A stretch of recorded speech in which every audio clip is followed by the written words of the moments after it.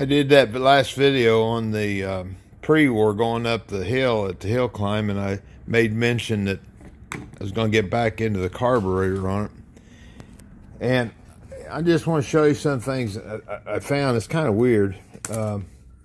First of all, I don't know if you can see this from the color, but on these brass parts, there's a green like coating or glaze on them, and I'm not sure where. There has to be something in the gas that's reacting with the brass and copper.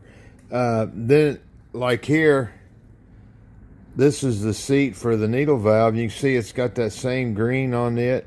Now, it had it inside too, and I went in there with some Scotch-Brite and spun around in there and cleaned that up. The needle, same thing. See that? So I went ahead and cleaned the three corners of it. What I found was happening was, with all that corrosion or whatever that is on there, the needle was binding. It wasn't running smoothly inside that seat.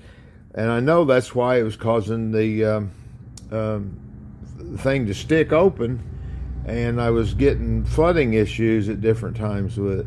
So the one thing about a pre-war you also want to remember, especially the not especially the 39s that have the gravity-fed gas tank, or any of them that have the gravity-fed gas tank, you have to put a valve on that tank and turn it off when you're not using the car. If you haul that down the road, Paul Grill gave me this tip. If you haul that down the road with that valve on, that float's going to be bouncing up and down due to the vibration, and it'll drain the gas into the carburetor. The carburetor hit the overflow, goes down your intake and right into your engine.